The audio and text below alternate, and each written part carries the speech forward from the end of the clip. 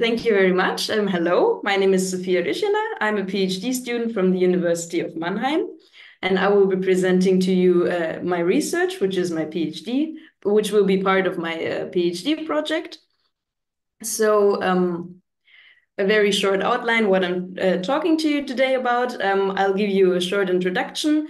I'll talk about my motivation, research questions, and how I'm contributing to the literature.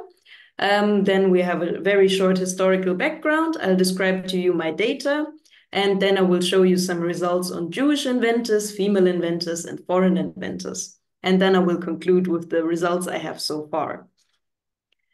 Right. The motivation for my research is so my PhD thesis is part of a project that is founded by the German Research Foundation. It's called Economic Unfreedom and Innovation. So the Third Reich had a state-guided market economy, which we determined to be detrimental for private inventors and small companies. So there is also an expected rise of research in armament and autarkic industries, and which should be very visible in the patent data. So in 1936, there was a patent law reform that strengthened the rights of the inventor.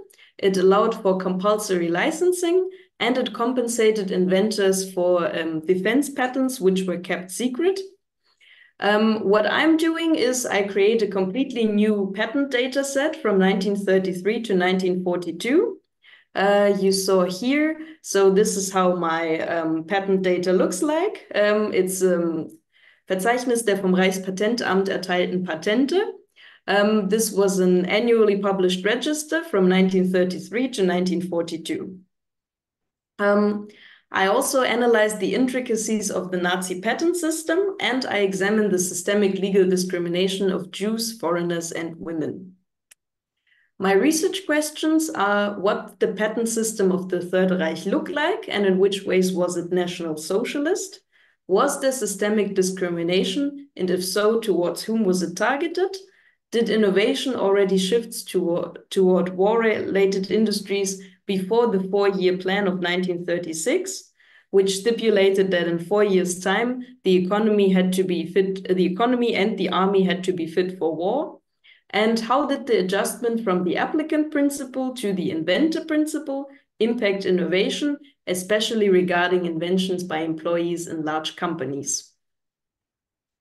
How do I contribute to literature? So there is already a lot of literature on patent law. For me, Germany is obviously the most important one. Mechtel has written on patenting during wartime, Schmidt on the inventor principle in German patent law. So usually when you have a patent law in other countries, the person who applies for a patent is assumed to be the inventor, and the true inventor gets the patent granted, so they have the rights to use it. However, in the German patent law, you had the applicant principle. So the person who would apply for a patent got the rights for it, and there was no obligation to name the true inventor. This is the thing that changes in 1936. So the applicant principle switches to the inventor principle. Kees Gispen has written extensively on the development of the German patent law. So I also contribute to literature on patenting systems. Research has been done on this by Donges and Selgert on patenting before 1871, and Klippel and Otto have written on patenting in Germany across the whole timeline. So I also contribute to the literature on innovation in Nazi Germany specifically. There is already a paper by Barner who wrote about how Aryanization was extended to include patent rights as well.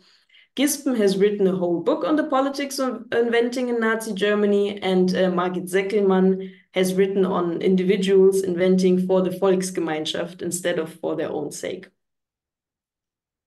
Right, historical background regarding the law. So a first draft of the new patent law was published as early as 1913, but this was not implemented to legislation because of World War I. In the Weimar Republic, the Reich Ministry of Justice repeatedly submitted drafts to the Reichstag for the decision, but it was not discussed because the Reichstag was dissolved so many times, and the patent law was not considered to be as important. So the law of 1936 was based on a reworked and amended draft law of 1934, and it romanticized inventing by equating it with creating art and poetry. So the inventor became a sort of mental worker. Hitler wrote on inventing in Mein Kampf even, and he commented that with the genius of the inventor, he does a great good to the whole of society. And he stipulated that the inventors' rights needed to be strengthened because they do such a important work for the whole of Nazi society. So the new patent law was consistent with both patent laws of 1877 and 1891 in banning immoral inventions, foodstuffs, and pharmaceutical drugs. It also abolished the industry-favored company inventions. So before that, when an employee of a company patented something, that automatically belonged to the company, and they were the ones who applied for the patent and got it granted, and they did not need to name the real inventor. Although the new patent law was intended to encourage radical innovation, so the invention of something completely new, actually conservative innovation, which is the improvement of already pre-existing innovation, flourished. On the right-hand side, you can see a picture of the how the law looked like when it was published in the Law Gazette. Right. How does my data look?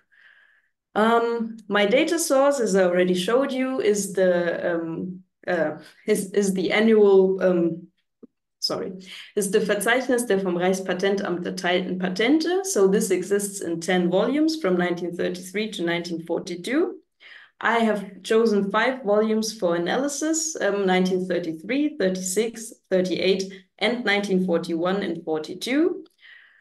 Why, you may ask? Because the information in the patent volume looks like this. It's very difficult for machine learning.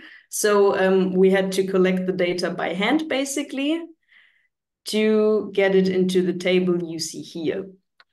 I also do a critical analysis of primary sources from the German National Archive. And I'm trying to do a prosopographic approach towards certain inventors and their careers.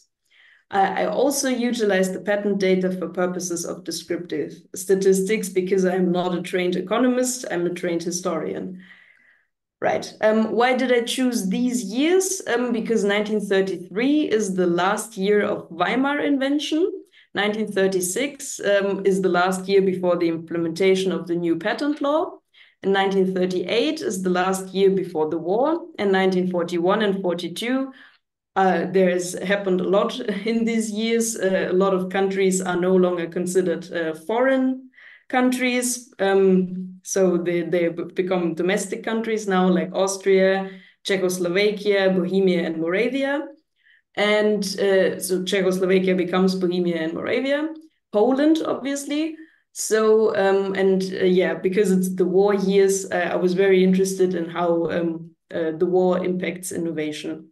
However, what I have to tell you is these years, these are the years where the patent is published. I also have the date when the patent was applied for. So you can see that there is very often a huge time lag between application for a patent and getting it granted due to various reasons. Sometimes even because you have lawsuits, because you can oppose a patent before it gets granted. So this is how the data looks like. Right, let's dive straight into the results then. So how do I find Jewish inventors? After 1939, there was a new law that stipulated that people with names that were considered to be not Jewish enough had to have a mandatory middle name. For men, this was Israel. For women, this was Sarah.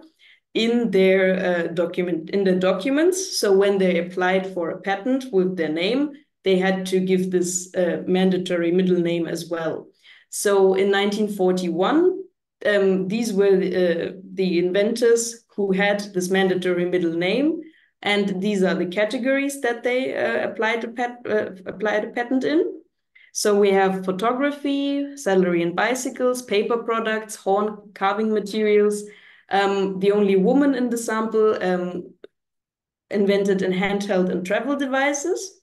We have also 2 patents in the categories of healthcare, electrical engineering, and the grease and oil industry. Electrical engineering and chemistry are by far the biggest categories of all, and they have the most patents in the sample. So for 1942, these are the Jewish inventors that are the Jewish inventors who are still in Germany and therefore have this mandatory middle name, I must add.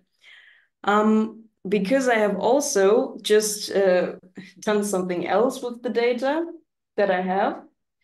So I've searched for place names, and this is these are the Jewish inventors I found who are living in modern day Israel. So I have inventors from Tel Aviv, Jerusalem, and Haifa. They are, as you can see by the years, from 1933 to 1936. They were already not living in Germany, so they were pioneers. What I've also done is I've looked for last names and first names. So I have a list that I have not included in this presentation because out of time reasons. So I have also searched for inventors who have Israel as a first or a last name. And I also say that they are as well Jewish inventors. I have 5 individuals, all men, to whom this applies. And then I have also looked for inventors with Jewish last names like Cohen and Levy. And I found 15 people with the name of Cohen. They are from around the world. So these are also US patents, British patents, very rarely German patents, so domestic inventors. And 14 people with the last name Levi or a variation of it like Levid or Levine. Yes. So I do not have a lot of women in the sample. I only found 2 women with the last name Cohn, either a married name or their birth name, their maiden name. And there is one inventor I will tell you about who pops up in the female inventors. She's very special. So let's dive into more results with the female inventors. So here you can see all of the collected patents of a given year and the women inventor rate. The women inventor rate is measured by collecting all patents where a woman is named as an inventor. However, because I also have patent ownership, I have excluded from this graph patents where a woman is the patent holder, so the patentee, but not the inventor. Because very often I find that men invent something and but the patent belongs to a woman, and very often the man is deceased. So I have dubbed this widow and orphan patents because they exist to provide the widow with some sort of income from the money she gets from selling the patent. As you can see, the woman inventor rate is very, very low. This corresponds to earlier data from the German Empire. The woman inventor rate in Germany was very low until a long time after my sample. My colleague works on the GDR and she finds a very high woman inventor rate by the 1980s. But until then, female inventors are very hard to find, so to speak. These are the categories that women invent in. As you can see, for 1936, this is very, how do I say, very inapproachable because, but why did I leave it this way? Because I want to show you that women invent in a wide variety of categories. So all of these are the patent classes, and it's not like that women invent in only a selected handful of patent classes. They invent all across the board, comparable to men. There are 89 patent classes in total, and in 1936, women invent in nearly 50. So almost in half of all patent classes. Here you have a leaderboard of female inventors in Nazi Germany, and right at the top is the inventor I teased a little bit. Her name is Frieda Strauss. Her maiden name is Ruppel. She's from Frankfurt on the Main, and she has more between 1936 and 1942, she has patented more inventions than all of the female inventors in this leaderboard combined. She is Jewish, and she fled Nazi Germany, which I know because I can see the way that she emigrated first to Milan, because she also gives this as her place of residence in several applications. And then she landed up in New York, and I actually found her in the census data for the US Census of 1940. So here you can see I believe that she is the only Jewish inventor in the sample of women inventors. A lot of these women I have found no biographical information on. However, Therese Junkers is an interesting case because she is the wife of Hugo Junkers, a famous inventor who had two companies with the Junkers Flugzeugwerke and Motorenbau. So she was surrounded by innovation at home. And there is also Else Gockerel. She is the daughter of another famous inventor. So I find that for women to be successful inventors, it's not necessarily that they have to have a sort of university education, because oftentimes the categories they invent in are things you can acquire by sort of learning by doing. Because these are categories where you just have to try things out. So this is not necessarily academic invention where you need a degree to invent. Yes, but as you can see, the numbers of female inventors, the number of patents that they have is relatively small, and the number of female inventors itself is also relatively small.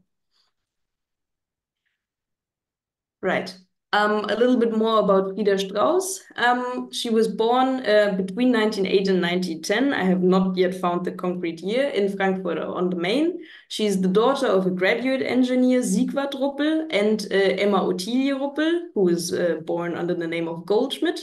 And Frida's father also patents in the same category as her, actually, in 1933 and 1936. So I find him in my patent data as well.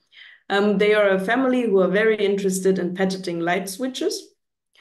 As I already mentioned, Frida emigrated from Frankfurt to Milan and settled in New York, and she has 66 patents in the sample years.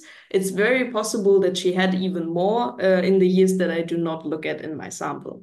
So on the right-hand side, you can see that she was also discussed in the patent office what to do with her inventions after she had emigrated, because there were still some unprocessed inventions, patent applications of her left.